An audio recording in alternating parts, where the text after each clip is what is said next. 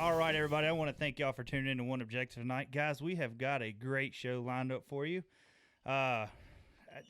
Sorry, it's been a while since we've been on. It's been a very busy time with One Objective and the whole fishing community as a whole. It's been crazy trying to get everything lined up, getting the right guest on, and all that. But I think this one needed to be done. We wanted to do this show before the event to really promote it, and it just didn't work out like we did last year.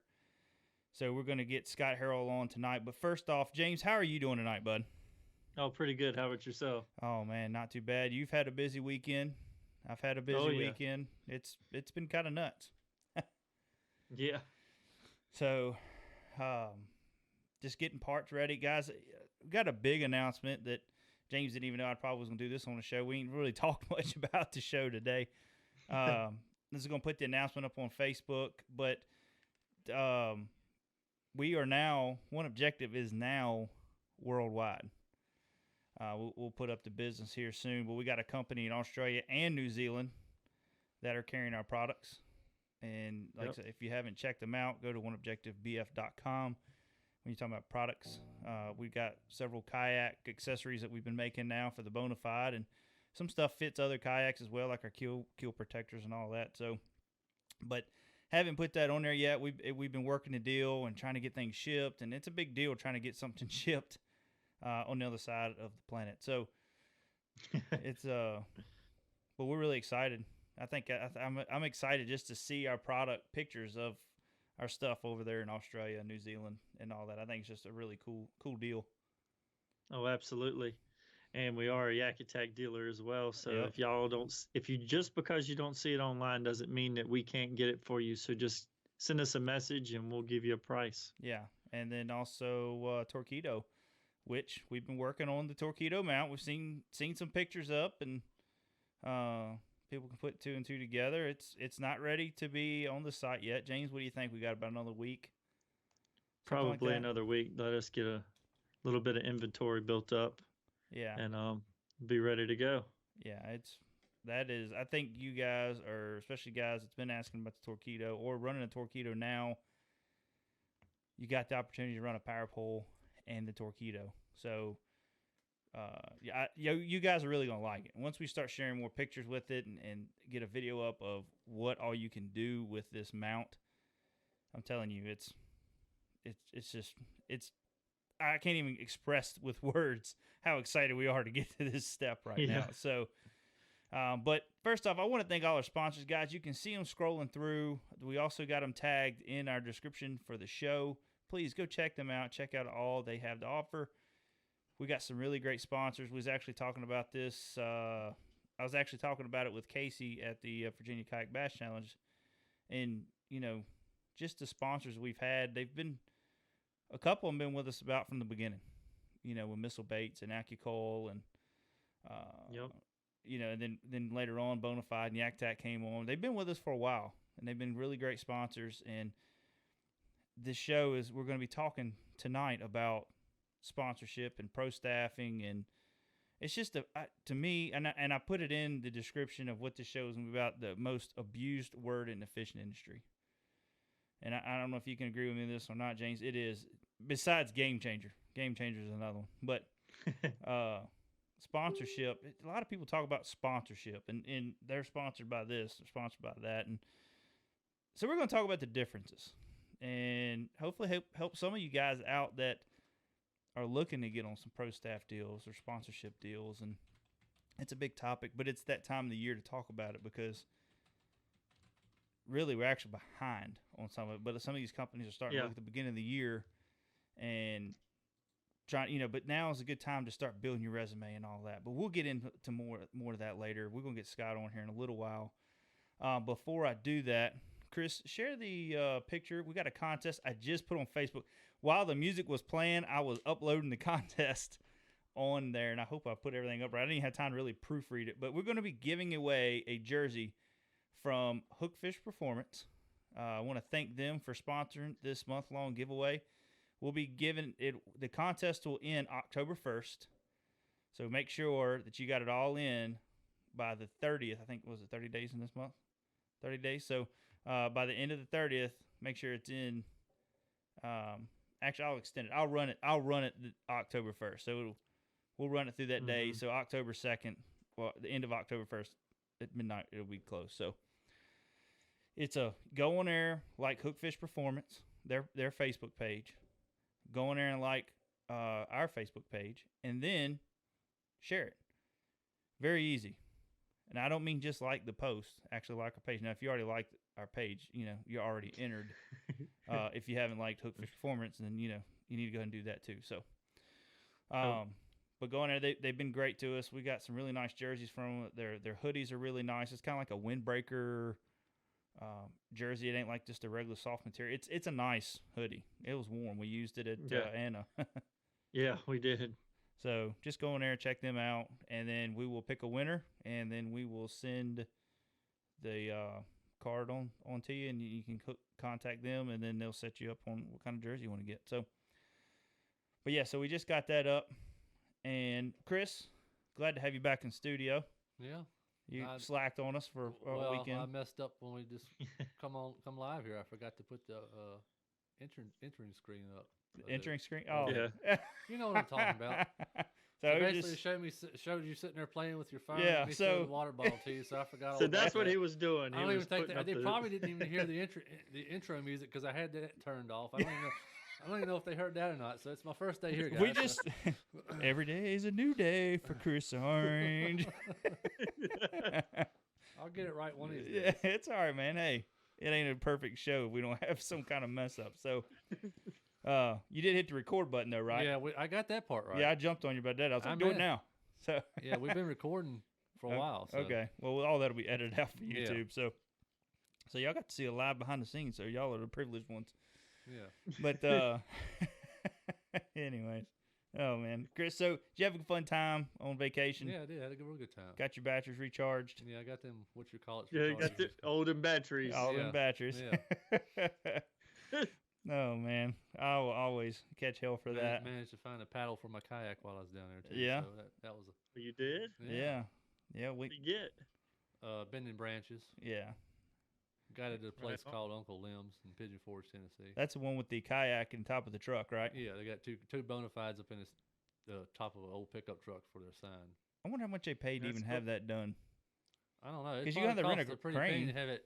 Crane set that truck up on a sign. And that ain't just a regular pole either. It's got to hold that truck up. Yeah. I don't know. Yeah. I think I seen it on Bonafide's team page, or maybe it was the owners group or something, that they had Bonafides in those trucks down there. A red one and a blue one. I don't know what model they were. They look like. There's gonna be a Honda and Cool Hand Blue. They're gonna take him out now. They're discontinued. Yeah. So they're gonna need to get the new colors in there. Yeah. Like a limited edition. Yeah, get the bomber one and one of the bomber and the Black Widow and sit it up in Mm-hmm. there. But I like to see how faded they are. I wonder if they faded out. They actually won't that bad. Well, that right there would be a good test that you don't need 303 in your kayak. Yeah. Oh boy, here we go. They were actually they looked pretty decent. Cause I got close to the sign and took a picture of it. They didn't look bad. I'm just kidding, guys. I use 303. No, you're not. I'm not. I just think it's crazy. But anyways, we're gonna get off that for you. So I ain't get mad at us. Change that subject. Change the subject here. Anyways, we're gonna have Scott on. What time we got, Chris? 9:10. We gotta call him. Yeah, we'll go ahead and get Scott on. We're gonna be having him on. We're gonna be talking about the Heroes on the Water Stay Strong event.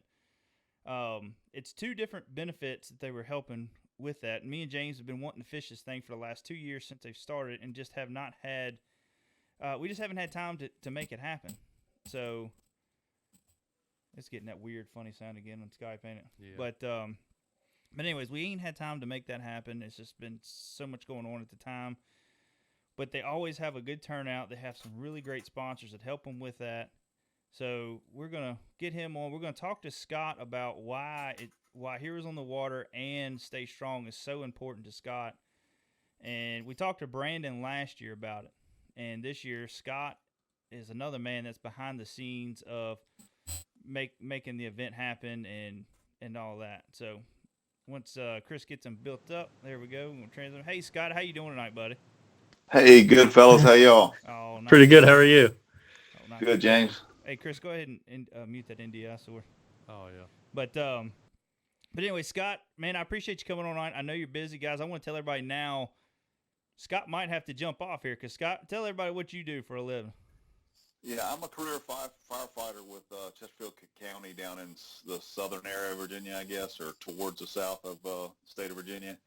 And so if we get a call, man, I'll just have to say see you and I'll be gone. So if you hear some funny noises and I'm gone, that's what happened. It's not a problem, man. Just fold your phone down or something so we ain't staring and looking at the back of Gotcha. Where'd Scott go? But, you may hear some radio traffic too above us. I can't turn that off and kind of need to hear it. So yeah, I understand. just something we'll have to deal with, I guess, buddy. That ain't a problem. That ain't a problem at all. You got to do what you got to do. So, yeah. So tell us a little bit, Scott, how all this come about. I mean, was you and Brandon just kind of sit down one day and talk like, hey, man, we just want to do a Heroes on the Water event and, you know, just kind of go in a little bit. What got you started with that? Well, you know, I'd like to take credit for it, but I really can't. I think it was, I'm pretty sure it was Brandon's, his whole idea. And I was just fortunate enough to know Brandon through VKBC and fished a bunch of stuff with those guys over the last few years. And he reached out to me. He knew I was a Marine, and he wanted to do something for Heroes on the Water. And I think he had spoke to Casey about it, and Casey was good with it and said, roll with it. And Brandon was just looking for some help, man. And I said, yeah, I jumped at the opportunity to jump on board with him and try to help him any way that I could. Yeah. I think it's just an awesome thing that you guys have done. And this was the second year, right? I'm right on that, right? The second year y'all did this. Yeah, it's right on a second year, yeah. And just I think it was the end of 2017 or right at the beginning of 2018 when he contacted me and said, hey, this is what I'm looking at doing, man. Would you be interested in helping? And I was like, yeah, absolutely. Yeah, we had the winners on last year, and I was going to try to work it out this year, and just time got away from me and all that. But I wanted to have at least one of you guys on. Brandon just had surgery not too long ago, and so I know things have been a little tough for him. So, Brandon, we hope you're feeling better, man, and prayers for a speedy recovery. but so last year was a success. I mean, just looking at it. But this year y'all added Stay Strong to it. And tell us a little bit about why. I mean, you don't have to go in full detail if you don't want to, but just tell us why Stay Strong is so important to you. Right. And if I do get long-winded, man, cut me off because I'll get to talking about it. And somebody has to tell me, hey, man, we got a time limit here. So, last year at the tournament, this tournament, 2018, just prior to that, we had discovered that my daughter, we thought she had an eating disorder. And, we don't really have time to go into all of what that is and what it isn't. But I didn't know anything about them and had no idea the devastating effects they have on people in our country. And eating disorders affects over 30 million people in our country. It just wrecks lives and anorexia has the highest mortality rate of any mental health disease in our country today. And that ended up being what my daughter was diagnosed with, was anorexia. And so after last year's tournament, we would end up having to go to a special hospital for eating disorders that was in Durham, North Carolina. So we lived out of state. My daughter lived there out of state for almost 2 months, and we would commute back. I was on the road almost every day, just going back and forth to see her and try to support her. And guys, that was probably the hardest thing that I have ever done in my entire life, was go through that. And we're still in it. It's anorexia and eating disorders in general, or a disorder, a disease, a mental health disease that, the average time frame could be 3 to 8 years before she could really turn a corner and kind of do things on her own. Things are better today than they were a year ago, but they're still very tough. So Stay Strong Virginia is basically an organization that takes care of or brings education and support groups and books and websites and videos and stuff to help parents and caregivers that are going through that are starting to travel down that journey. And it was created by a wonderful lady named Beth Ann Stansfield, who she went down this road herself with one of her daughters, and she realized that, hey, we don't really have anything in Virginia, at the time to help families and stuff understand this or even navigate their way through it. And it's not a common thing. So, it is a common thing, but it's a hidden thing. So your normal MDs, your normal medical doctors, they don't see it every day, so they don't deal with it every day, and they don't get a ton of education on it. So it's missed a lot of times, and it's swept under the rug a lot of times, and the patient themselves are embarrassed a lot of times by it. So Beth Ann created this group to, shed light on it and try to raise awareness and education, and in an effort to help families and hopefully one day, find a total cure for it, or just keep developing the treatment, the different treatment, methods, just keep developing those in an effort to try to, just eradicate it and be done with it. I don't know if we'll ever get there or not. But she works, every day. She's just pretty amazing at what she does for people, trying to help them that are navigating this journey. So Brandon, real quick, and to tie it together, I get to talking, man, and I'll start stumbling over myself. You'll have to throw something at me or holler at me and say, hey, come back. You're But fine, man. Brandon had got with Casey for this year's tournament, and they had discussed, I believe that's how it went, they wanted to do something else for another person or another organization, not just Heroes in the Water. They kind of wanted to split it between two. And every time I think about it, it makes me tear up a little bit and gives me goosebumps. But they had decided they wanted to help my family. They wanted to help my daughter. And whether that meant a college fund with some of the money we raised, or whatever that the money could go to help us, that's what Brandon's idea was. That's what he wanted to do. I got my finger all in the way, man. You're fine. All this crazy new technology. It's old technology, I guess, but I'm just learning how to use it. Anyway, they wanted to do something for us, man, and I was really moved by it. I remember the night he called and told me this. I actually cried after I hung up the phone. I couldn't believe that.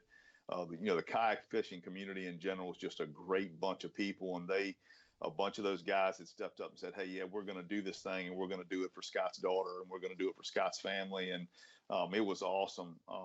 But I laid there and I thought about it, man, and I thought about where we had been and where we had come from and how long the journey had been.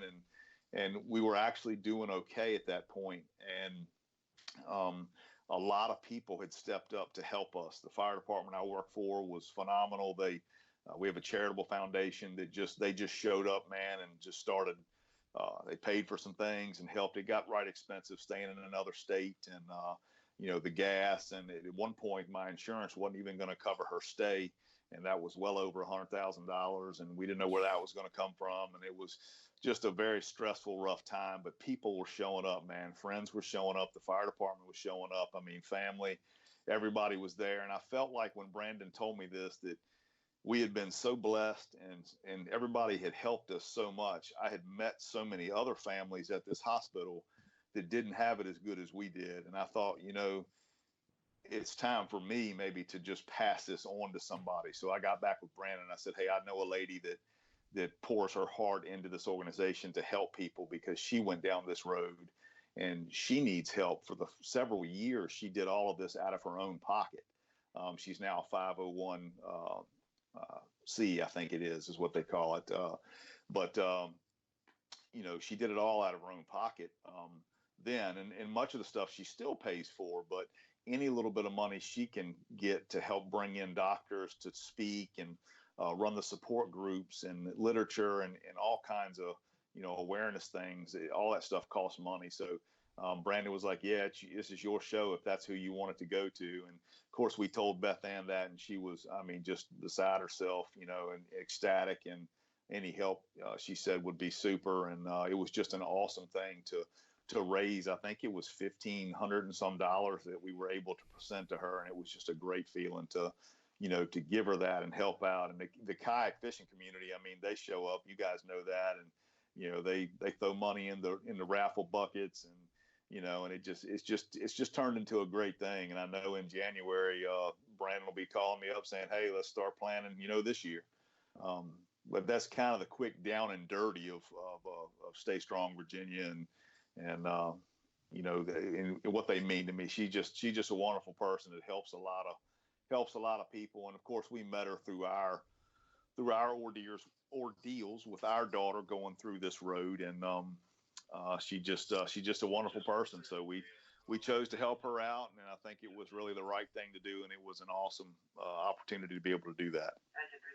Yeah, that's Yes. well, go ahead, James. You say something? No, I think it's a really cool deal. Yeah, I Like you think said. yeah, I think it was great that everybody came together, and Brandon and them, man, and both of you guys, and what was it? Jonathan Pingley was the other guy that helped out with the event. Yep. And Jonathan and Michael Wilkes as well. It's Yep. 4 of us. That's and right. Those guys, all those guys, I can't take credit for much of it. Those 3 guys, they are working all the time to get, raffle items and awareness and food and, I think you pronounce his last name Mathena, John Mathena with Magna Point Marina. I mean, they do everything that whole weekend for us. They set up the tables, they get the field ready for camping. They don't charge anything. They allow us to camp there for free. They have breakfast the morning of the tournament, and it's just, they really show up just in a big way. Both years that we've done it, they show up and they help us any way that they can. So they're really important to mention too. yeah, it's like I say, I just come up there to this year. We gave away 2 little prizes for the giveaway to help out with it, and just to sit up there and talk with all you guys, and I really hated that I couldn't fish that event. We had a church group that we already signed up for to help with a kayak, getting more people into kayaking in a church event. Yeah, so, I understand. So it was like I was really hating that I was missing that too, but it just seeing everybody there, and they had a band playing, and they had, and then all the giveaways. You can see we didn't get a lot of pictures, but y'all can see they're scrolling through. There's pictures and stuff that some of the giveaways and kayaks and just all these manufacturers that helped with it. And Scott, let's talk a little bit about the Heroes on the Water Foundation. Can you give us a little bit about what that is and how big of a role they play around here as well for an event like this? Sure, absolutely. I have never officially been an actual part of one of the chapters, but I've went out and volunteered with a few of them. They started, I believe, Heroes on the Water was founded in 2007. And basically what they do is they provide a free service to veterans to get them out on the water and kayak fishing. That's their main mode of therapy is kayak fishing. And we all know it's a pretty good source of therapy. I know it's mine. But they get the guys and the girls out on, and their families as well, out on kayaks, out on the water, and all of that's provided for them. So, Heroes on the Water chapters, they're all volunteers. They all the chapters they rely on donations, and each chapter will they have to have a boat for every person that's going to go out on the water, food for the day, hydration, some tackle, a couple rods, a PFD, a paddle. So it's pretty extensive what they need just to outfit one warrior to get them out there, on the water. And so that's where the donations from the tournament were going to try to help them buy gear, whether it be PFDs or more fishing equipment or whatever they need. And something big that happened with them as well in 2018, they brought on first responders and their families. So that plays right into my current world. I've been a firefighter now for almost 14 years, and I was a police officer for 10 prior to that, and then the Marine Corps was prior to that. The public safety world on the fire side, we see a lot of, just to be blunt about it, a lot of death and destruction and a lot of bad stuff. And over the years, that stuff compiles, and they use the same method, kayak fishing, get them out on the water and get them out of that mindset, or at least let them have fun for one day. Whether it be just that one day for 8 hours, at least that person's out on the water and they forget about wherever their mind is in that fog sometimes that they usually are in, and they're out there fishing and having a good time. And if you've ever, I don't know if you've ever volunteered with a chapter or went to one of the outings with them, but it's really neat to. The first one I did, I found myself kind of falling back and just observing, and you can see, it's neat to see on the veterans' faces. You can see them; they're kind of out of that bad elements, or they're not thinking about the bad, I guess is what I'm trying to say. They're actually enjoying themselves. They're out there just paddling around, and especially when they catch a fish, man, they're just, I mean, it looks like a kid at Christmas. They're just so happy, and it's just a really good time to watch them out there on the water doing their thing, and it's an awesome thing to be a part of. Yeah, it's, they do a lot of that with the Yakataka tournament as well. Yes. That Luther and them do, and they always have a speaker come in and that is a part of that chapter, and Luther and them with Yak Attack and all, they do one heck of a job as well. Get an event like this year, it took only 15 minutes to sell out all the tickets to get in. It's growing bigger and bigger every year. Yeah, I think it was 14 minutes, 14 minutes and change, and it was sold out, man. This year I told my lieutenant, I said, look, I got to take vacation on this random day the tickets go on sale, because I can't risk being on a call and then not being able to get on the computer, because if you're not in front of it when they go on sale, you're not getting in. No. I think I need 2 more or 3 more, and then I'll get to the 5 where I'll get an early window to get the ticket, and I won't have to worry about it. But right now I'm taking vacation this year to get the ticket bought. and that goes to show you how big it is and how important. It's such a fun event. We were able to make it, and it was just a fun event. Just the prizes they give away, just the food, the everything. It was just so amazing how they do it. And it's the same thing with with your event. And Brandon, all them that y'all put on, and Jonathan, and what was the other guy's name? Michael Wilkes. Michael Wilkes. So, they did the same kind of thing, and it's growing. It seems like it's more and more people. So, it's just really cool to see all that. And so, Scott, you said you were Marine. How many years did you serve, buddy? I did 8 total, but it was 4 active and 4 inactive. In the 90s. And what did you get? What was you in the Marines? What was your specialty? I went in the Marine Corps to be a military police officer, and a team came to the school that I was in to be a police officer and said, hey, we got this cool security detail out of Washington, D.C. We need about 10 guys. Who wants it? And about 172 of us raised our hand. I tried out as a joke, never thinking I'd make it, because I was from the Richmond area, and Quantico is only right up the road. And I ended up making that team. So if you ever look at CNN News or any Fox News and you see the president in the green and white helicopters, if you stare at those helicopters when they're on the ground, there's 2 Marines by the door. The one on the left is a crew chief, and the one on the right is a guard. I was the one on the right. Oh, wow. So that's what I ended up doing the whole time I was in. I just went wherever the president went and protected the aircraft. And sometimes I was the pretty Marine for the day beside the door. That's cool, man. That was a long time ago. Yeah. Before I had baggy eyes and everything else. Well, that's really cool, man. Scott, I think it's awesome what you're doing. I know you fished the Virginia Kayak Bass Challenge. Are you going to fish more of that next year? I know work interfered with a lot of it this year. But yeah, work, and tell you the truth, the stuff with my daughter, she just required so much attention of us at home, and that's really where I was at. But yeah, this year I love those guys. Casey runs Brandon, both those guys run a great, a great series. It's always a lot of fun.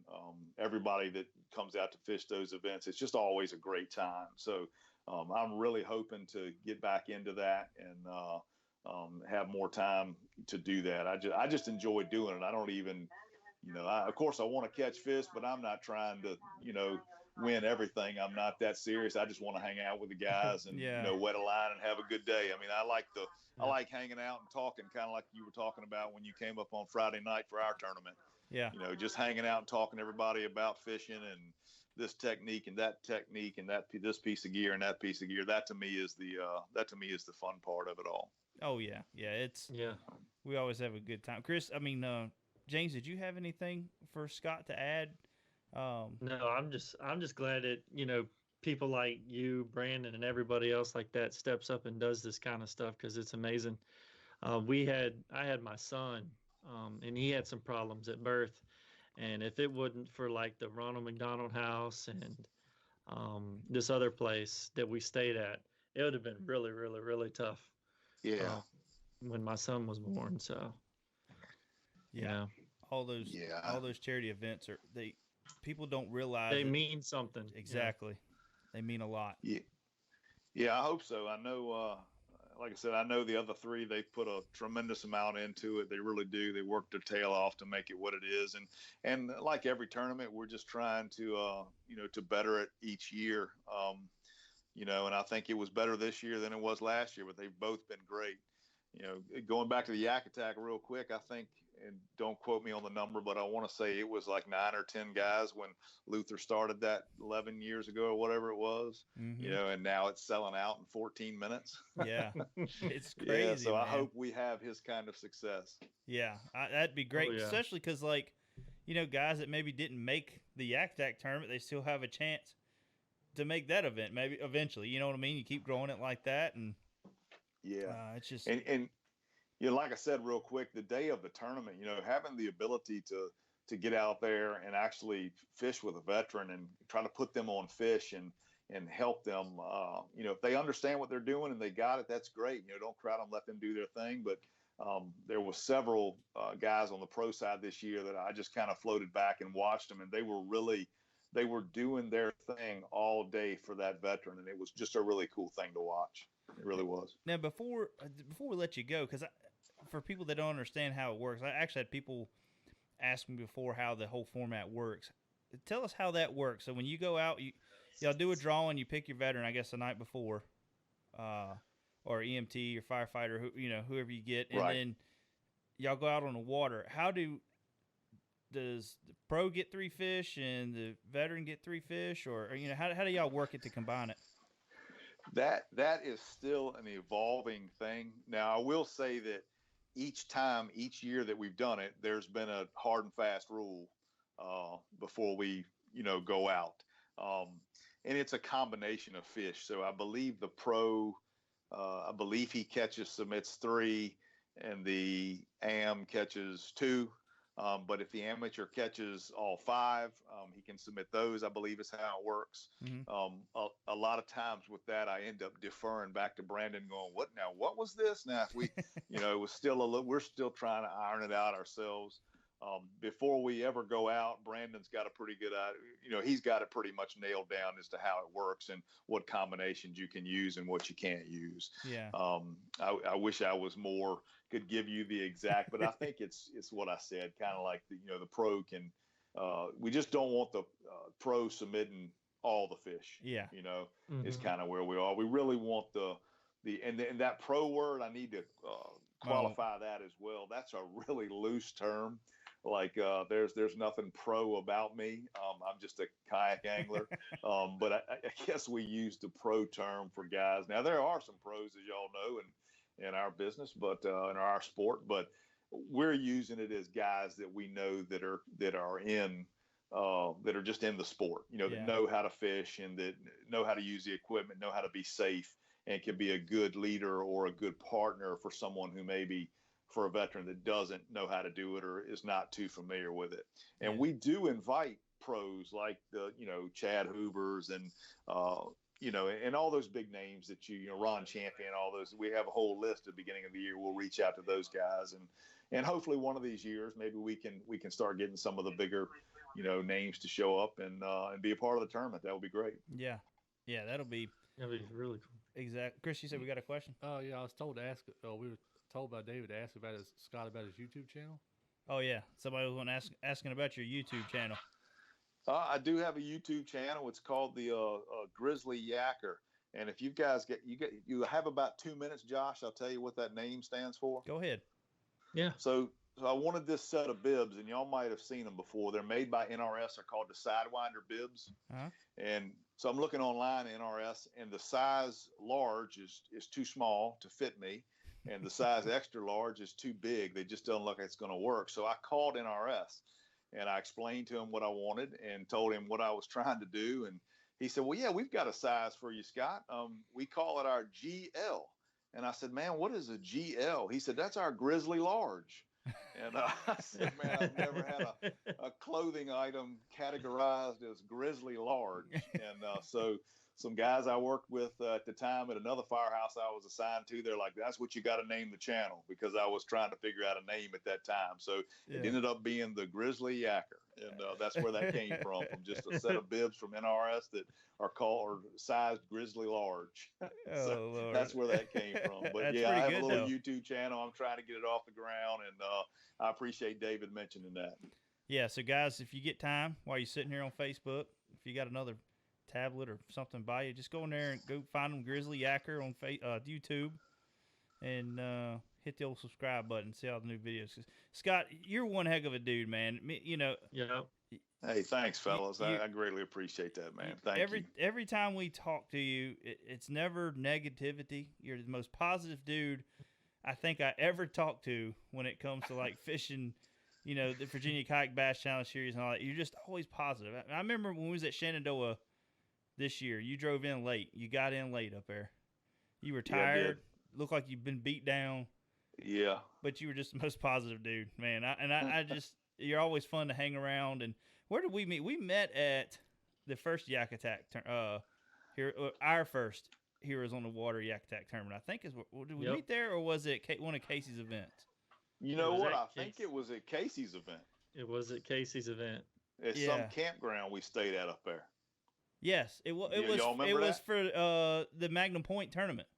Yep. That's it. It was. Yeah, That's exactly what it was. It was the Yeah. very first tournament we fished, an in-person tournament. yeah, exactly. Yep, it sure was. Because Brandon told me about some guys that were on the boat side, and now they're coming on the kayak side, and they should be hanging out with us this evening. And about that time you guys pulled up, yeah, that's exactly what it was. It was the Magnum Point one. And we've just Yeah. all kind of built a friendship after that, and it's been good. And like I say, every time we see you, man, it's always a pleasure to talk. And you got one of the strongest handshakes of anybody I ever met in my life. Feels like you got to break somebody's hand.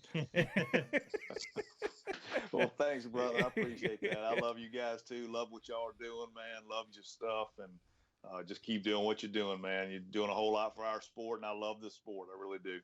Well, I appreciate that, Scott. And buddy, if y'all need anything, and I mean anything, always hit One Objective up. Hit me and James Absolutely. up personally, and we're always there for you guys. So, but I appreciate you coming on tonight, Scott. Stay safe, man. I know you got a dangerous job, so stay safe. And we appreciate all you've done and all that you still do. Great. Hey, thanks a whole lot, guys. I look forward to seeing you out on the water real soon again, man. Y'all take care, and we'll see you soon. All right, All buddy. right, You have a thank good you. one. Bye-bye. See you, man. Bye. Guys, if y'all ever, like I say, you ever get the chance to have a conversation with Scott, he is he's one top-notch dude. And I mean, I'm not over-exaggerating it. We're not sugarcoating and making it sound like he is. He is just he's just a super nice guy, you know? Yep. I don't ever hear nothing bad. You know, you get around some people, and we're human. We all do it. Y'all get the negative side and talk about things and all, but he's just never like that, you know?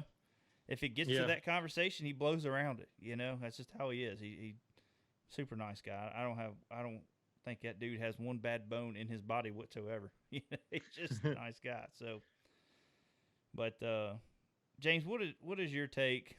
I know, like you said, with your son, and you know, I remember when your boy was born, you calling and talking to me, and some issues that you were going through, and needed somebody to talk to, and how important these charity events are. You know, we did one for this one. Really, we've done a couple of charity events, but we don't talk about them a lot. It's not something we try to brag about or nothing like that, because you're trying to do it for a good cause, not to get recognition. And the biggest one that always sticks out to me was Landon when he had cancer. Yep. And they were trying to raise money for the family.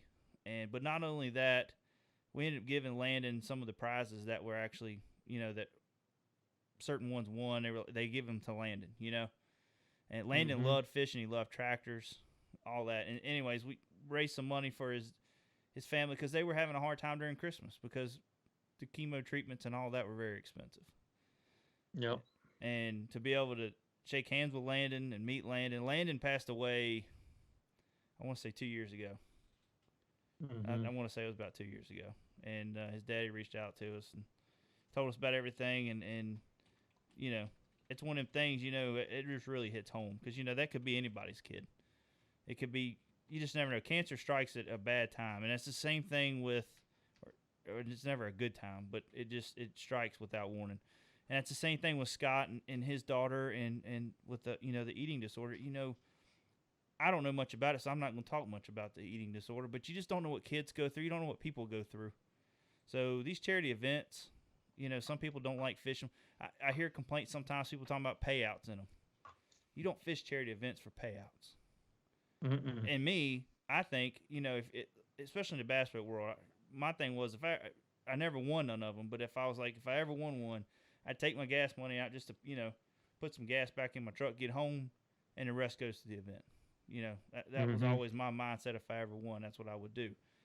Unfortunately, I never won any of them. But that's what a lot of guys still do, though. They take, you know, they'll take out just a little bit just for the gas for the truck, and then they give the rest to the charity event on top of the money they make with raffles and all that. So these events are so important.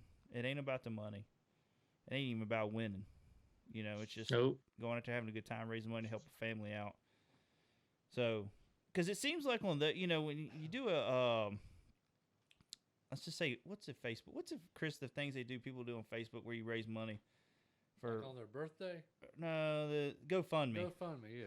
Yeah. You know, some things can raise a lot of money, and it's funny. Some of them, it just blows my mind what people donate money to on some of them. You know, I'm like, really? This dude just made $50,000, but then, you know, you do one for an event and it raises very little, like something that actually means something. It raises very little bit of money.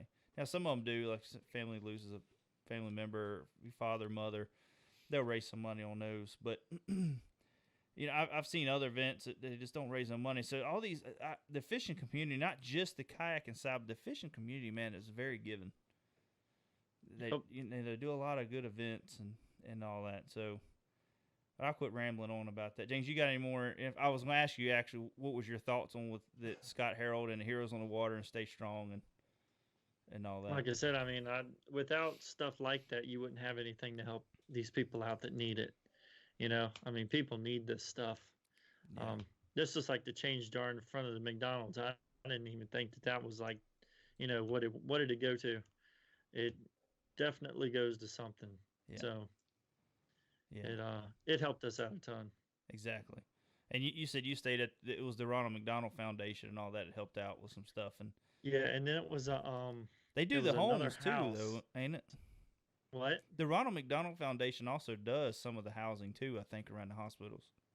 Yeah, like they had a spot in the hospital that you could stay so you could be near your child or whatever. Mhm. And they had a full kitchen that was stocked and everything like that, even in the hospital. So you didn't even seem like you were at a hospital. Yeah. And then we stayed at this other house that this woman she would donate her house for people to stay in that have problems with their children. So after my son got to a certain point, we moved into there so another couple could be there close to their child. And it was a pretty cool thing. And then she ended up passing away. So now that's a big place up there. It's like a mansion. And you go up there and it's just amazing. The refrigerators are stocked full of just foods, and you got a place to wash your clothes. You do anything and everything. It's like staying in a 5-star hotel. Yeah. So you don't have to worry about that kind of stuff. So Yeah, just for driving back and forth. You know, them specialty doctors ain't ever close to your home.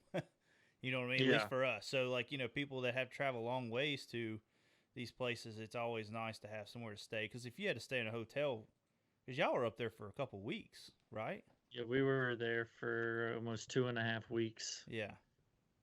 So, I mean, the that's first week we stayed in the hospital. The second week we got to stay there. I think it was like $60 a night. I mean, which was nothing for yeah, the type of place that you got to stay in. yeah. So We paid $60 a night for a rundown, hotel room to stay in for a fishing tournament where we had to sleep in the same bed sometimes. You know what I mean? So yeah, I remember staying in one at the Potomac one time. But I mean, whew, I Yeah. thought I was going to get carried away in there in the middle of the night. I mean, I had holes in the shower and everything like that. Yeah.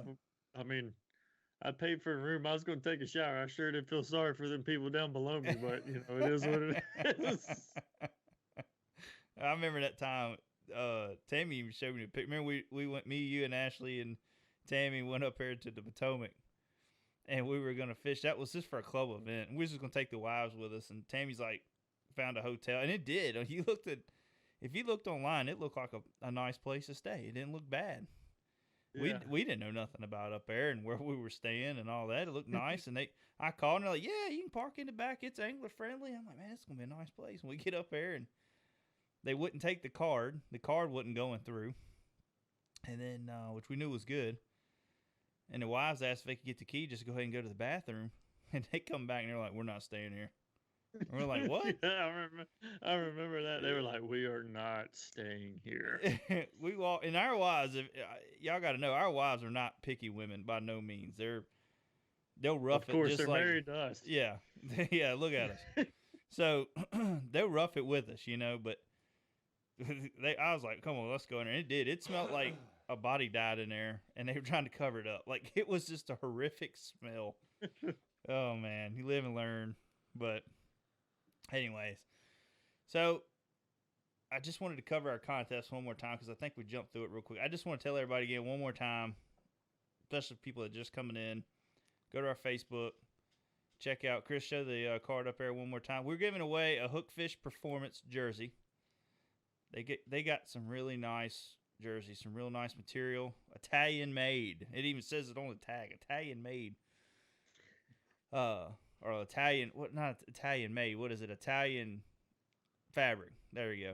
Italian fabric on there. So, anyways, go check them out on their Facebook page. It's 3 simple steps. You go like Hookfish Performance page, which I got a link there. You like our page, and you share it with your friends. You don't have to tag nobody, nothing like that. Just share it. Don't like just a post, which if you do, that's even great. But make sure you like our page and Hookfish Performance page. So, but anyways, just go ahead and check it out. I got it up there. That's what, if you've probably seen our blooper before the show, that's what I was doing on the phone. I was trying to hurry up and set that up. Y'all seen the behind the stages of everything. Yeah. I'm like, all right, go on. Cut the music You off. probably didn't hear no music. They probably didn't either. They're Just have like, to- what's he doing? You just have to pretend you hear some music. Oh, man. It's all right. It's bring your own music night. Yeah, bring your own music. Yeah. If you want to hear something for the show, you better start playing it. Yeah. But anyways, I want to kind of get in. Let me get my notes here. Make sure there wasn't enough. One more thing I wanted to talk about was a big congrats to Christine Fisher. James, did you see? Yes. She Yeah. won another one, man. Won another one. Yeah. She's like the Kev Van Dam of the kayak world. Yeah, it's amazing the year she's had. I mean, you heard a little bit about her last year. Well, I guess other people probably heard more about her. We were just kind of getting into it more, keeping up with it. But like last year, you hear a little bit, and then like this year, it's just like exploded, man. She is on fire. Yeah. She's won everything. She's won stuff from the Hobie, from the KBF side. I mean, you look, man. A lot of the lakes that she's doing good on, I have a feeling Gunnersville is going to be right there in her wheelhouse Oh, for the yeah. national championship. But So- she kills it anywhere she goes, Yeah. so it doesn't matter. Yeah. I think somebody mean, I was she's- seeing on the kayak bass stage was like, they need to start their own women's league or something like that. I mean, she's just whooping all the boys, man. It's funny. Oh, yeah. But I love Hey. seeing it, man. I think it's great, especially we got daughters and we got sons too, but it's also encouraging, when you look at your daughter and like ours loves to fish, and you see her doing well. It's just amazing to see it. I'm glad to see her up there competing with the guys. That not saying women can't. It's just you don't see it as much, on the level that she's on right now and catch as many fish as she does. So, but Yeah. she's put the time in. She's doing good. I give her Yes. 100% credit. Yeah, she catches pigs every time she goes out. Yeah, and she had some cool little videos from the action, with jumping out the water and all Oh, I that. know. It was pretty cool. But But before we go into our next topic, Kristen, we got anything? I see some stuff coming across the board there. Do people No. just chit chatting? No questions, just people joining. I got you. Okay. I want to thank everybody that has tuned in tonight and's been tuning in with us. I really appreciate it. If you get time, you know, you can hit the old like button down there and give us some hearts or whatever you want to do. But and share it on your post that you're listening, and check us out or whatever if you don't mind. Go follow us on TikTok, Instagram, Yeah, TikTok, Instagram, you know, of course, Facebook. Facebook, Make sure you go check all those out. I want to get that out there for. and subscribe on YouTube. Yeah, we definitely need. And I really do appreciate all the subscribers we've gotten. That's been big this last Yeah. couple of weeks. And all of our new products that we do, which some probably don't care that ain't in the kayaking side, or you know, a lot of our new products is all they get released on YouTube. That's where we shoot our videos, put our videos up there for the description and all that. So just go out there. You want to learn any more about our products that we got, you can find the videos there. But the easiest thing to do is just go to oneobjectivebf.com. Go to videos. I got most of our videos, our newest videos that are up there. So go check that out. But like I said, I do appreciate all that have followed and subscribed to all of our social media platforms. Greatly appreciate it. Really do. And hitting 4,000. Actually, we're at like 4,100 now. Yeah. Likes on Facebook. Man, that is big. Thank you, everybody, that has liked our stuff. Yeah. To see where we've come, James, you know? Yeah. It's taken a long time to get to this point. Yeah. It feels good. And all of a sudden, it's like it just took off. It felt like it was going to take us forever to get to 500.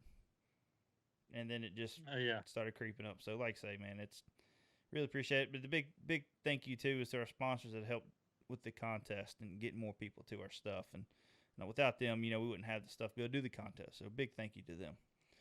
Yep. But I want to talk this show. The topic here is going to be sponsorship and pro staff. I mean, would you agree, James? That's kind of like people throw around sponsorship like it's candy now, when really a lot of times it's just a pro staff deal. Yeah. So I mean, when you talk sponsorship and pro staff, what are you thinking? I mean, you know now, but when you first got into this, even before One Objective, when we was fishing tournaments at the club level, did you really understand the difference between sponsorship and pro staff? Now that we see the industry and how it is, now we know the big difference. But Yeah. when you're No, I in it, did I not. mean, we didn't know how much work was involved. You know what I mean? Like, Yeah. Yeah. I mean, it's definitely it's a big difference in what they want you to do and everything like that for the different things. yeah, It's a lot of work. yeah, It can be a lot of work. and Um, and just from us on social media, when we had J&J Custom Tackle years ago, yeah. and we were on Facebook, and the amount of requests that we got for, hey, will you sponsor me? I fish high school tournaments, or I fish local tournaments, and you know, if you just send me some shaky heads, I'll put your logo on my jersey. And that is the Yeah. biggest thing that it really I hate opening up something like that. Yeah. But now when at that time I got aggravated with, but now I try to educate people when they, you know, depending on how they word it. If they just come in and say something like that, and then I try to educate people, you know, hey man, we don't have no positions open right now, but next time you try to hit somebody up, this is what I would do, you know, to try to help Mhm. out, because it's a big thing to get onto a pro staff. So, and sometimes I think they give out pro staff positions, like they give out candy on certain companies. So some companies are easier to get on than others. And I feel like, especially in the kids, the high schools and colleges, some of these guys just go after whatever, not all colleges, because college fishing is getting big now. They're starting to understand it. But they just kind of go after what's out there.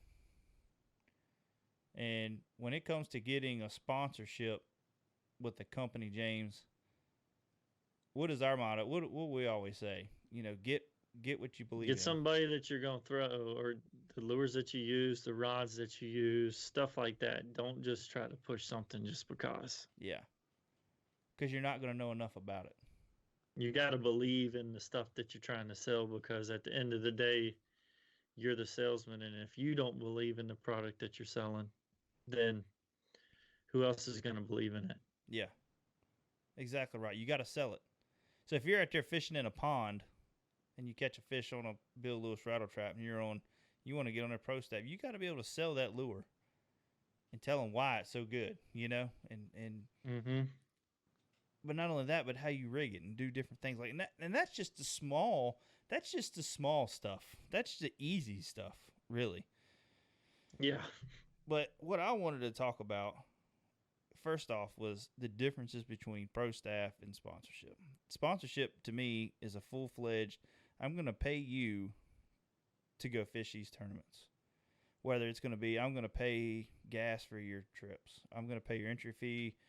I'm going to pay, here's, I don't know, $50 to $100 to help pay for other expenses, Mm-hmm. And that's all well and fine.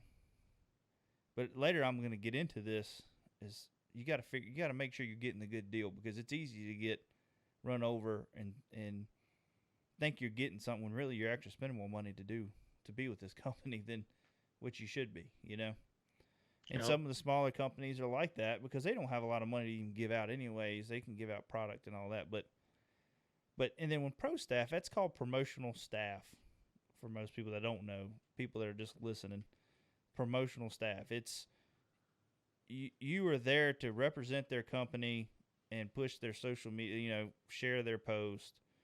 You go out and you take pictures of you catching fish with their stuff or paddling their stuff or whatever, and then if they need you to work an event here and there, you go work an event and help out. You're trying to move your way up to that sponsorship thing, but I just don't want a lot of people getting their hearts broken. Yeah. Because the fishing industry, it's dry when it comes to money if your name ain't big. You know what I mean? You agree, James. We go to Yeah. ICAST and all that. We see how it is. Oh yeah. Yeah. Until you get to see behind the scenes stuff, it's a big deal. Yeah. Those guys that are getting paid, you have to work. Yeah. Work. Yeah, it ain't just going in and thinking that you're going to get money to go fish all this. They work their butt off to get to those points. And that has a lot to do with social media. It does. Your social media presence, and that's something that me and James have been working on too, is just on our side of one objective. Getting people to know who we are other than just one objective too. You know what I mean? And I see it now. So many people have a fishing page. Mm-hmm. You got Jaybird. I'm friends with Jaybird, but then all of a sudden Jaybird just sent me a request to Jaybird's Fishing. Yeah. I see you coming up with something, Chris. I'm thinking hard. I seen the wheels turning over there. But Slack Jaw Slayer or something. yeah, like that. slack jaw slayers fishing, and don't get me wrong, that's good, but you got to build up. You got to build up your name as it is. Just have your regular Facebook page and then posting pictures. And if you feel like you're getting enough people where you got 5,000 friends, then get over into your social media side of that, because a lot of times these people do these pages and you look at them, they only got 100 followers. And I know we were there at one time too. But everybody starts at the same spot. yeah, you all start out small, but I think it's good to have your main page built up before you start your main fishing page. So that's always been a big thing. That's why me and James will share stuff on our personal page from our business as well. And a lot of people we're friends with, we try to send over to our page as well. But, if you only got 45 friends on your Facebook page and then you try to start a fishing page as well, I just think you're spreading yourself out too far to be able to grow your brand right. You got to, in the fishing industry, you got to look as you are your own company. Mm-hmm. And you got to build your brand. You got to build who you are. Chris, we got something there? Oh, Casey Watson says hi. Oh, how you doing, Casey? Appreciate you joining in. But so you got to be able to build your brand. And James talk a little bit how important. Tell people what building your brand is. I know I'm putting you on your spot for this because we didn't rehearse. We didn't talk nothing about this. We didn't go over nothing. Surprise! Yeah, surprise! I give you a good one. Discuss it. Let's talk about building your brand. Just kind of talk a little bit about to you what your brand is, what it is. You know what I mean? Whether it be logos and all that stuff. Yeah, I mean, coming up with maybe a nickname that everybody calls you or a business name and just who you are. You know, like Gerald Swindle is probably the best in the business when it comes to promoting himself, and he promotes himself doing everything. Mm-hmm. And I know at one time he was the highest paid Elite Series pro that there was. Yeah. And, you know, he doesn't go win tournaments every day. That doesn't make you a good candidate for this. So just because you go and you win every tournament doesn't make you the most desirable person for sponsor you as well. So it's just mainly being personable. You have to be good with people. You have to be willing to do whatever it takes to build your brand. Yeah. And build you as a person. You know, people want real you, not the fake you. So. Yeah. Exactly. I mean, you know, be yourself. Be who you are. Don't be Mr. Douchebag on the water, and then you go on and you're the nicest guy on Facebook. You know, I can't stand that. You know, that's just like, for example, like Scott Harrell. You know, we had him on earlier. Talk about being one of the nicest guys. If we was in a tournament, when we talked before we left, joking around and playing around, and we see each other out on the water, it's the exact same thing. You know what I mean? Oh, yeah. You go on Facebook and you see him post stuff. It's the exact same Scott Harrell that I know. So make sure you go on, you know, like I say, build your brand, build who you are, be that person, and don't change for nothing. Sorry, I heard your headset not plugged in. Yeah. But understand, you know, the main thing though I wanted to get into, this was the number one thing when it comes to sponsorship. Well, I say pro staff because that's where you're gonna start at if you get into it. Is pro staff, and is sit back and ask, do you really need it? Like I said, it's a lot of work. James said it. It's a lot of work to do it. You don't just go and share people's stuff. I mean, you can, but you're not going to make it far. I can tell you that right now. If you're just sharing somebody's stuff here and there, you're not going to make it far. You want to learn to build a relationship with these companies, and you know, whoever's in the company that you contact them, you talk to them. You know, with Falcon, and we're like that with Falcon and Acicol. We talked to John Hipster and them from Yak Attack, Bonafide. I mean, you build a relationship with these people within the company. That's how you got to do it, because they're taking care of you, and you got to take care of them. It's a family. But you need to understand that if you need it or not. If you're just going to fish in a club level event, like the Bedrock Bass Club we had, you pay $25 in a tournament, you pay $100 in gas to fish it, and you're trucking boat the whole time. You know, I mean, but you ain't winning much. You only got 10 people in the club. You're not getting nobody's name out there, really. You know what I mean? When you win something like that. And if you only got 45 people on your Facebook page or 100 people on your Facebook page, do you really need it? Do you really want to go through that much work to get 20% off on shaky hits, 10% on some stuff, depending on who you're with? And I mean, you know, and when you figure all that in and you're looking at what you're doing, then you need to go and figure out, okay, if I'm only getting 10% on this product, but they need me to drive, and then all of a sudden you got a show coming up, it's an outdoor show, and they say, hey, I want you to drive an hour up here and help work this booth for me. Now, some of them will pay for your gas. They'll pay for you to stay, pay for your meals, you know, take you out to dinner, all that stuff. And that might be worth it. You know what I mean? Because then you're building that relationship with them guys. If you get out there and work your butt off at the show and you're talking to all these people and you're promoting the product and you know that product, that's where, like we talked about earlier, you know, get on with a company that you have confidence in and you like throwing, because then it makes it easier for you to talk about it. Because there will be hard questions thrown at you about that product, you know, and Yeah. rigging and this and that. And if you don't know nothing about it, you're going to look like a complete dummy up there talking about it. So make sure make sure you find out it's worth it, because if you're only getting 10%, even 20% on some stuff, you drive an hour away and you're like, hey man, we'll go buy you lunch. You just went in the hole for that company. You know what I mean? At McDonald's. Huh? At McDonald's. At McDonald's.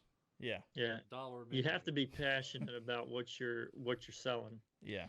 to be able to build a relationship with the companies. Yep. You know, and that's why we looked at it. You know, and some deals you just can't take, just because you gotta, say somebody contacts you and say, hey man, you want to be on my pro staff? I'll give you 10% off on my baits as long as you share in this and that, and then maybe come work an event. You gotta see if it's worth it. And see what's going to be involved, and ask those hard questions that you don't like to ask because you don't want to sound greedy. But like, if I ask you, hey man, what's the compensation for it? Because 10%, 20% is not compensation to drive an hour away to work an event. But if it's a really big company and you really want to get somewhere with that company and you have confidence in that company and you really like the product, it could be worth it. You just got to play your cards right and figure out what we got, Chris. Brandon says there should be a relationship there too. Said there's so many out there that's 10% discount and no communication available. You're right. You're exactly right. You don't hear nothing. You don't even don't even find out if they got new product out until you see it on their Facebook page. Oh yeah, and I mean, there's websites that you can go on and you just sign up, and all of a sudden you're on with some company, but you're on with the company as long as you buy $100 worth They of have an entire website, the product. a pro staff website where you just go down a list and pick from different. Yeah, national pro staff. Okay. Yeah, I mean, you can go on there and you can pick different ones that you want, and all it is they give you a discount and you get to get their product. Yeah. And you're so-called on their pro staff. Yeah. I did that when me and you both did. Because I just wanted it to. I mean, I just thought it would be cool. Yeah. We both did it. Mm-hmm. We both did it for different things. But it was no communication with the companies. No. Or nothing at all. So there was no way to build a relationship in companies like that. Yeah. Yeah, the best, and another thing, number one key, and James hit on some good points there, and Brandon, you hit on some good points there, is build that, you got to have that relationship. That's just like Sam from Falcon.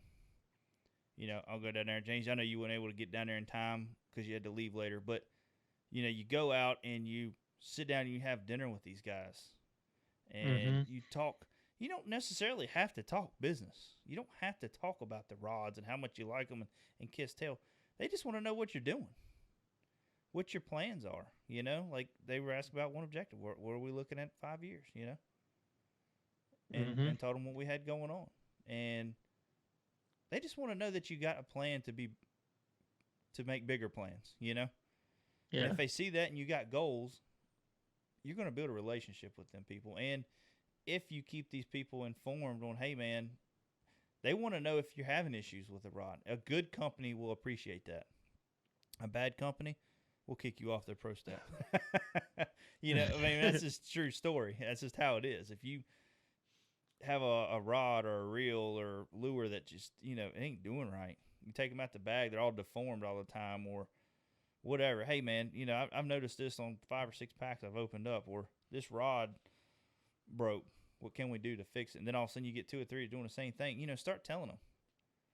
Or in your action, this rod might need a little something more. They like to hear that stuff. They might not fix it right away, but they like to hear that stuff. So that's part of building your relationship. But yeah, and I mean, some of this deal is testing products as well. Mm-hmm. Like you might be testing a product before it ever comes out, and I mean, you can't go tell everybody in the brother that you have this product. Yeah. You need to be able to test the product, and you have to give real feedback. They don't want you just to kiss butt. They want to know, because this is going to go to another, this is going nationwide, and if you fibbed about something just because you're trying to make somebody happy, well, now you've got 500 people unhappy because they're having the same problem with this part that you knew was a problem. Yeah, That if you would have just said something, it could have been fixed. exactly. And it was a guy, Rob, on the Bonafide team page it was on, and I won't go into details on it. It was when Bonafide first come out, and he went on there and he straight laid it out, what was wrong, and Luther and him appreciated him for that more than anybody saying, "Oh no, I don't see nothing wrong with it. Everything's perfect. Everything's perfect," because they're never perfect.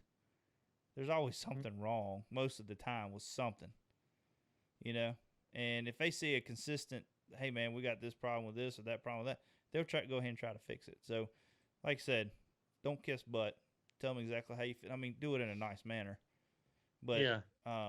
just let them know, hey, I'm seeing issues with this. Can you tell me maybe? And it could just be something you've done. You know what I mean? You're not doing something right, and they can probably inform you on it. So that way, you have more information to inform the people that are, trying to get your product. Yeah. And I would always contact the people first before you blow somebody out on social media, Yeah, because just for potential for you ever getting on pro staffs, something like that, the way you handle a situation is huge. And what you post on your social media page has a lot of effect on people looking at your page, because that's one thing they're going to look at is your Facebook page. yeah, So if you're posting a bunch of stuff on there that doesn't go, along with what their beliefs are, or, you know, maybe not a very kind person, um, they're probably not going to want you on there trying to sell yeah, their product, yeah. you know? And I know just from some stuff we've went through, and we can track who buys our stuff, and we can track this and track that.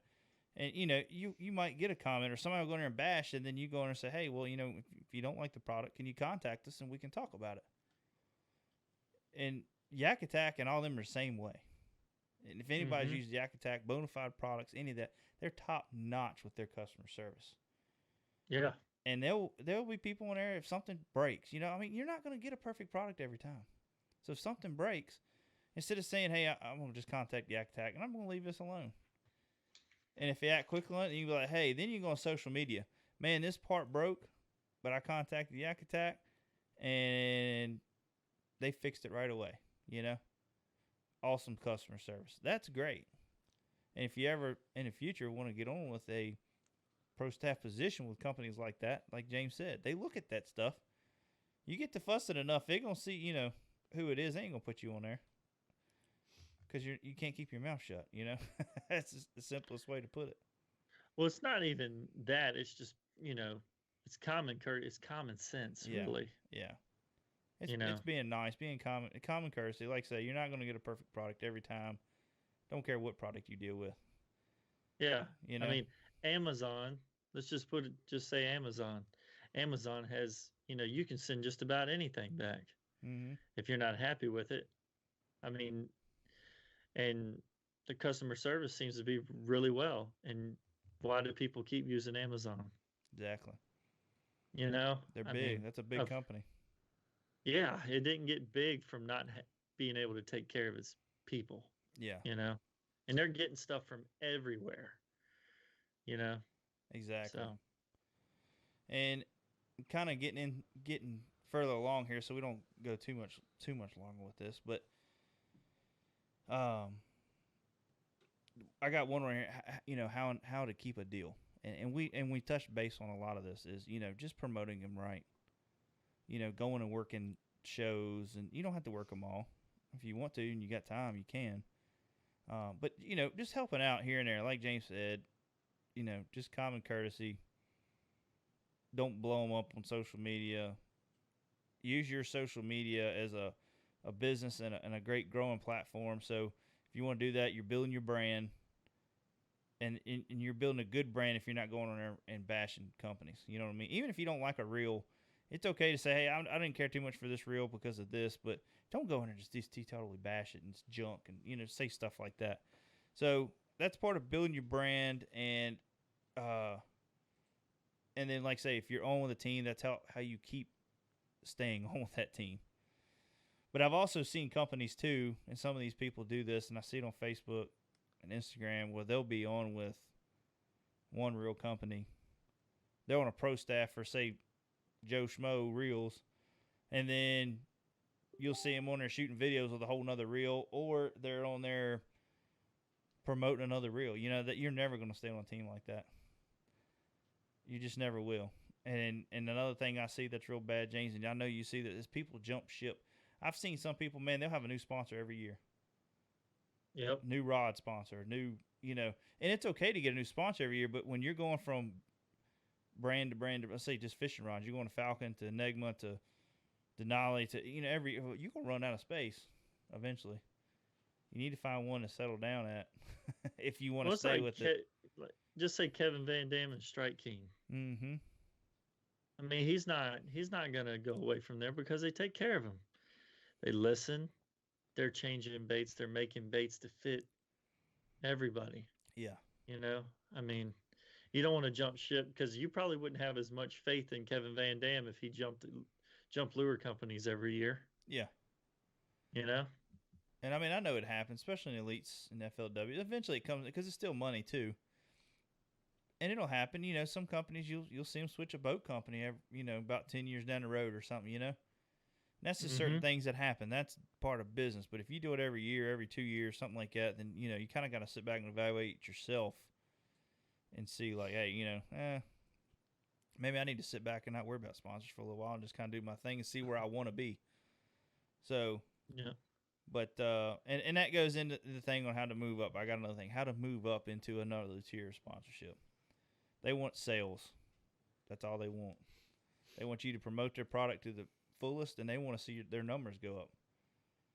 And they track that stuff, And if you can talk with these sponsors and say, hey, I want to do a promotional thing on my page. Hey, if you use promo code on this promo code, which will be like they'll either add your name in it or something custom that reflects you, and you push it and you help them get sales. They'll track that stuff.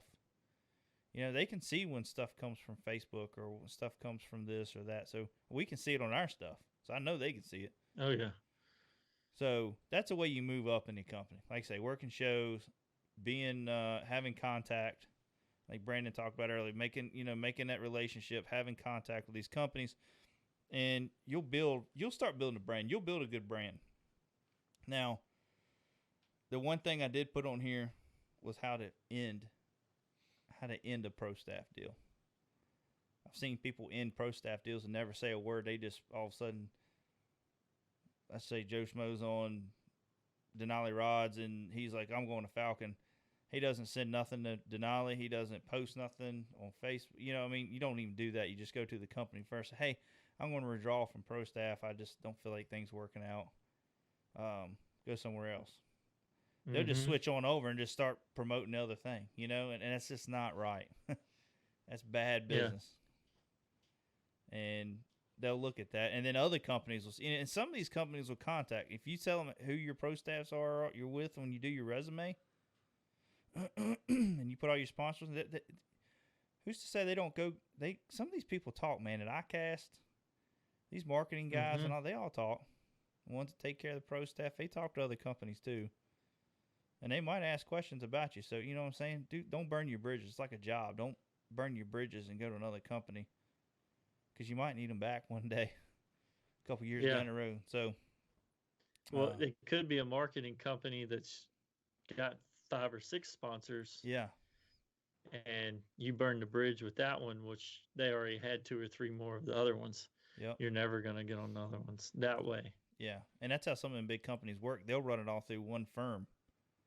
And they might have, out there different brands, and none of these are relevant to anything, don't mean nothing, so don't take what I'm saying serious. But, it could be Ranger, and, well, that's a bad one because Johnny Morrison owns half a daggone boat companies. But, it could be anything. You're talking about like Spro, Gamakatsu, yeah, Gamakatsu, and a bunch of other companies like that, like Big Mouth Baits.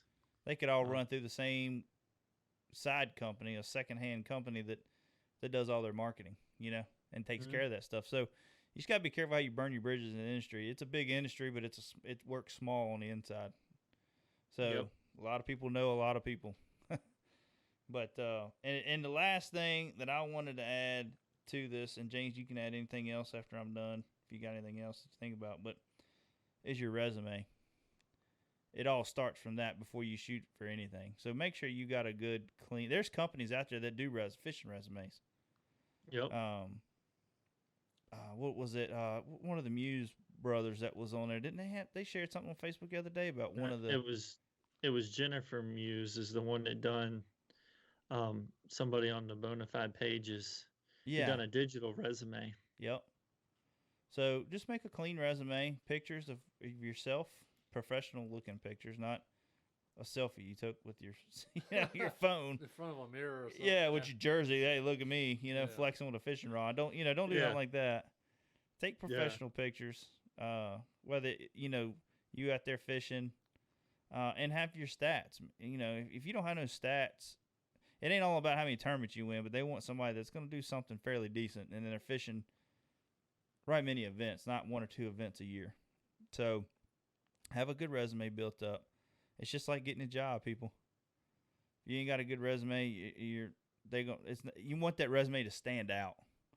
Whether it be you add a video with that resume talking about yourself. I've heard people doing that. They they'll send in a resume, but they also have like a card with it, or they send a file with it and say, hey, check this out.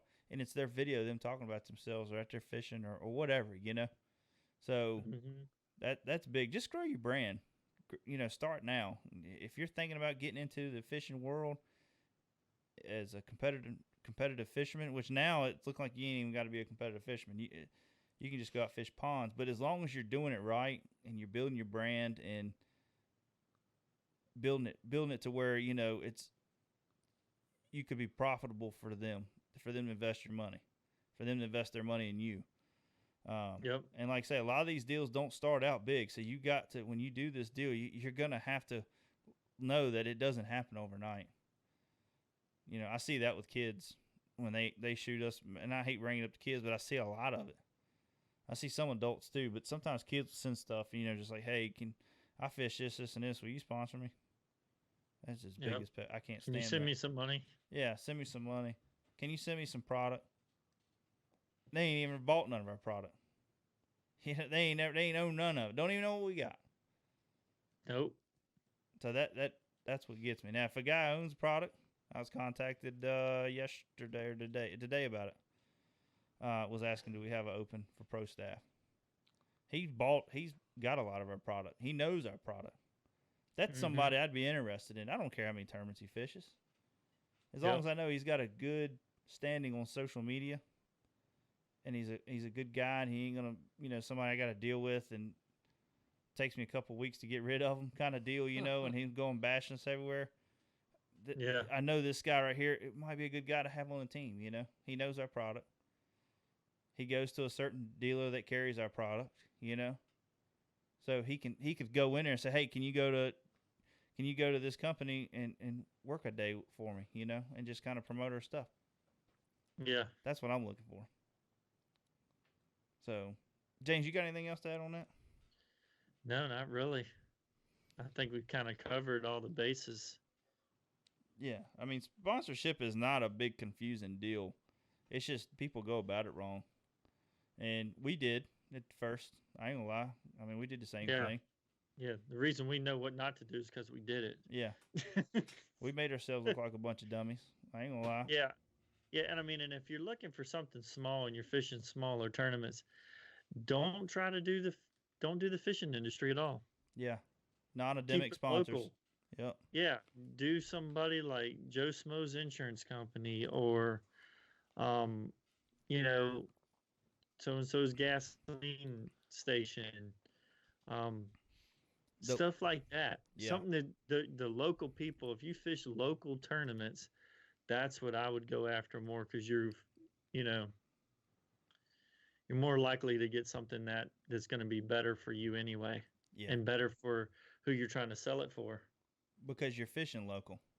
If you're fishing local, I mean, I say local. Let's just say for here, for instance, We were on with K&K Signs at one time. They made our Yep. stickers for us. The farthest we went was Bugs Island or Gaston. But it's easy when we fish Smith all the time. It's easy to go tell somebody. They look at your sticker. Oh man, who made this for you? K&K Signs. They're right up your road. So it's so much easier to promote a company that's near you than it is in California. Mm-hmm. So stuff like that. That's a good point there. And the fishing industry is so saturated with pro staff and sponsorship. That's why I say it's the most abused word in the fishing industry, other than Game Changer. Is because of that. It's so many people doing it, man. Fishing has grown to this massive world.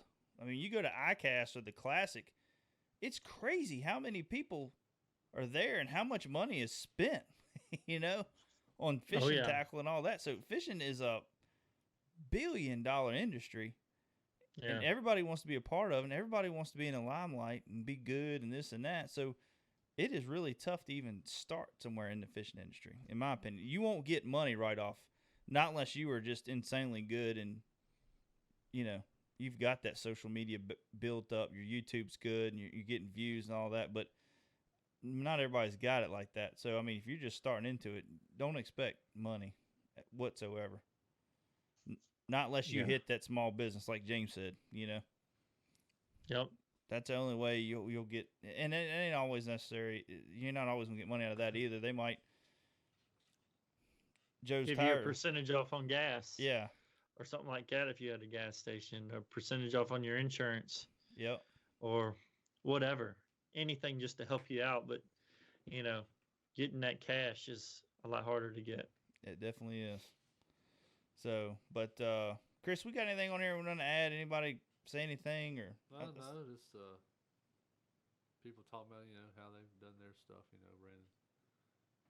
Yeah, Just general, just what we've already covered, basically. yeah, general conversation Yeah. stuff. Yeah. Mhm. Yeah. So, guys, I appreciate y'all tuning in tonight. I hope we didn't bore you.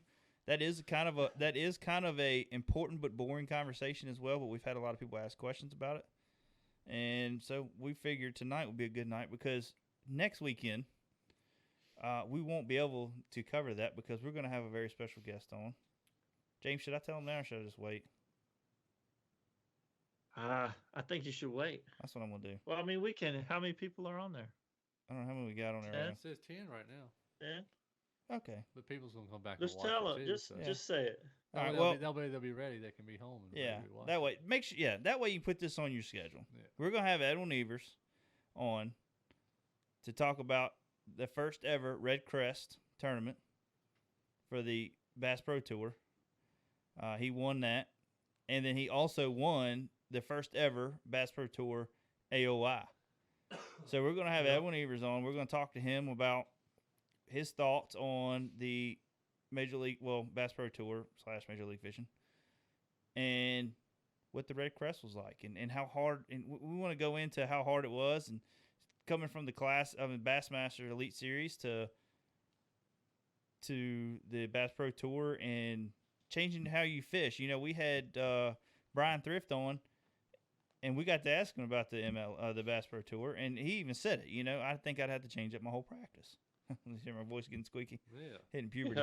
Yeah. He's getting excited. Yeah.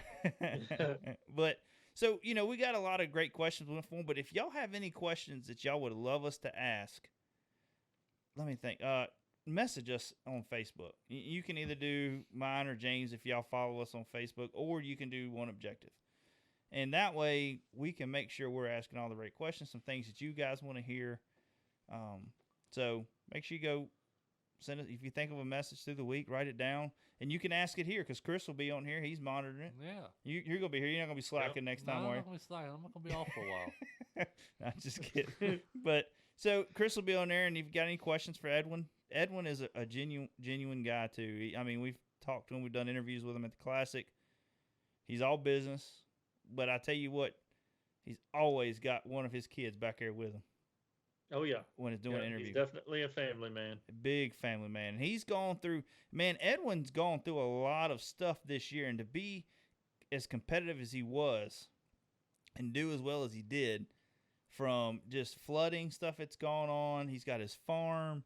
I mean, it's just so Yep. much stuff he's got going on, right? I mean, most of us go crazy and say, man, I ain't picking a fishing rod up for a while. You know, I got too much going on. I ain't got time for this.